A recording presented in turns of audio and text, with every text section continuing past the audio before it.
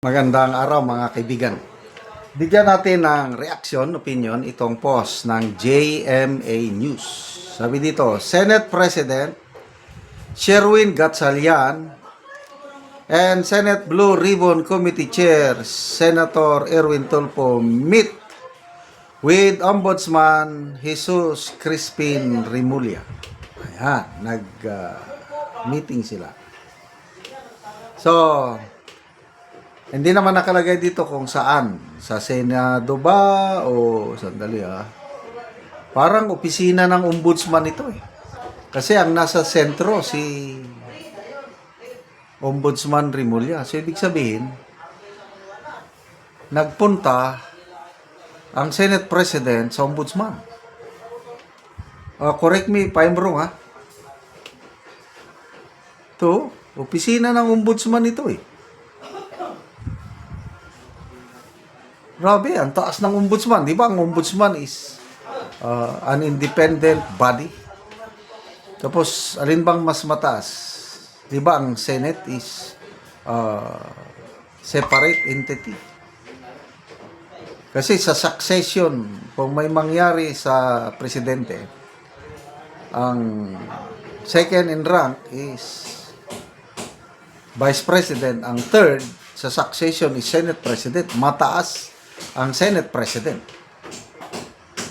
Ang Ombudsman hindi kasama sa succession. So, grabe napaka-powerful ang Ombudsman natin dahil magpupunta doon ang Senate President makipagpulong. Ano sa tingin nyo? Ano ang pinag-usapan? Yan ang anong niluluto? Yan ngayon tignan natin ang reaksyon ng taong bayan. 4.1, 4,100 ang nag-react. 3,300 ang tumatawa. 557 lang ang nag-like. So, comments.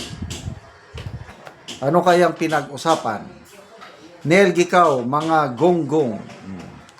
Burn to Takay, high and almighty si Ombudsman. Correct. Dahil bakit siya pa, bakit Senate President pa ang magpunta sa kanyang opisina? Vladimir Ramos, gagawa na ulit ng bagong script. Posible. Ben Dele Group, planning something? Script revision, Di Maleta Part 10. Sa sitting arrangement niyo, klaro na si Boying ang boss. Kaya makinig at sumunod kayong dalawa. Smell something. Kailangan na daw mag-full bendelo. Shoot mamaya sa Pegasus. Hay, may niluluto. Sino na naman kaya ang huhuliin na senador? Posible. Ayan. So, ito, opinion ko lang ito Baka ang pinag-usapan, yung mga senador na tinatarget na kasuhan, ayan, pinagplaplanuhan na. Ligarda and Twisties. Cayetano. May nabasa akong post kanina na missing in action daw si Ligarda. I don't know, ilang araw na siya na wala sa impeachment trial. So, nasaan ngayon si Ligarda? So kung nakatunog si Ligarda at umalis sa bansa, I don't know. Parang ganon yung tenor ng post ni Attorney Garrido kanina, Wilfredo Garrido. Umalis daw si Congressman Leandro Libiste sa NAIA 3, lumipad. I don't know kung palabas ng bansa ba o domestic. Tapos nawawala si Senator Ligarda. So yan ang bantayan nating dalawang senador, Ligarda and Cayetano. Ano pa?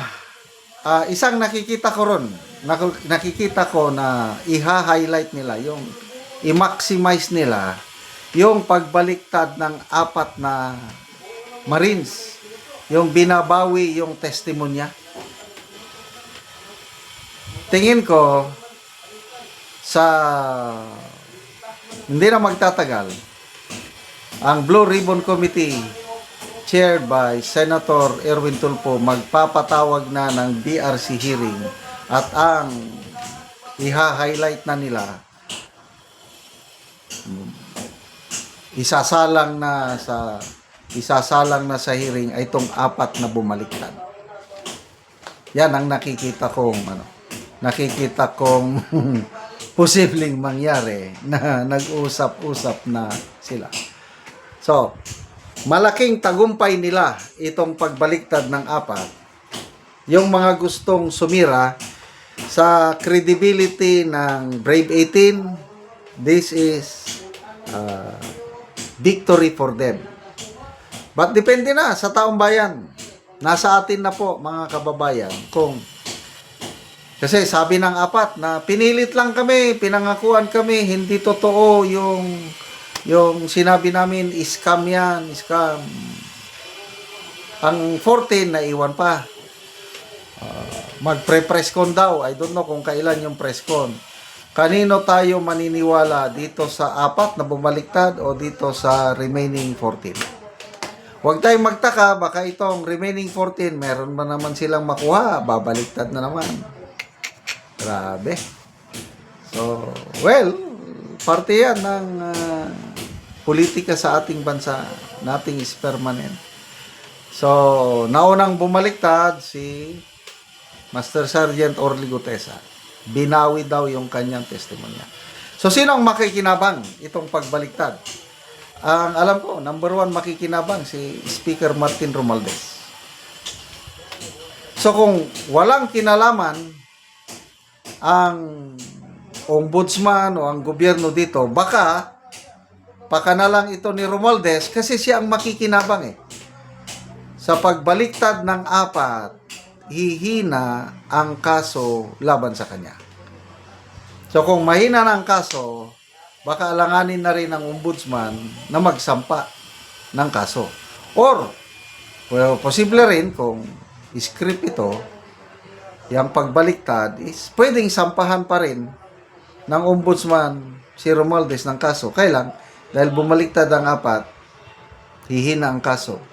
O, baka madidismiss din. So, abangan natin ang susunod na kabanata. Ano ba talaga ang niluluto nila? Salamat mga kaibigan sa inyong pagsubaybay sa channel na ito. Nakakatulong kayo ng malaki sa tribong Talandig ng Bukidnon dahil ang sweldo natin sa channel na ito is pantulong po sa tribo. Namimigay tayo ng libreng yero at pako para makapagpatayo sila ng mas maayos na tirahan. Panoorin nyo ang video na ito. Karon mo na ni ang natagaan na Moggero, so mag-atop na siya karon. So ginatanggal na ang trapal nga ilang atop na ning itsura sa ilang panimalay tungod kay sigig kaulanan. So ginatanggal na ang trapal.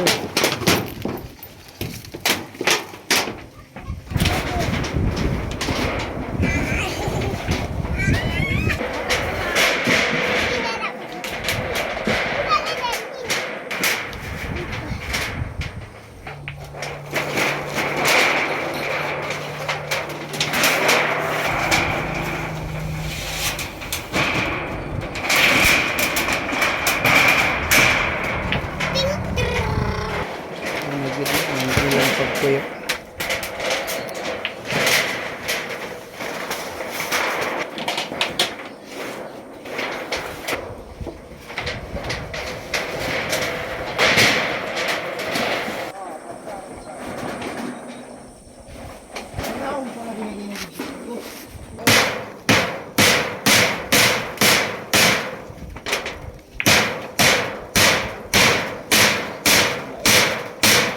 O karon naman na gyud sa pag-atop ang among gihatag nga yero. So nindot na gyud nga tan-awon. Kay ganina trapal lang, so karon napulian na og yero. Salamat sa Ginoo og sa naghatag sa sin kay dili na mi maulanan. Oo. So pila na dayto ka bulan anti ang inyong atop nga trapal lang? Dugay na. Pila na? Unom na kabulan. Unom na kabulan. Na nalata na gyud ang trapal. Oh, kung magulan so kung magulan so wa nay kuan. Wa nay so mo na ni ang inyong kahimtang wa nay uga. Wala na ni wala na. Mga bali na tungod. Mga bali na ang salog. Tungod sa ulan. Magpadayon ni nga tabang ang kining naghatag og sin. Oo, salamat kaayo. Salamat kaayo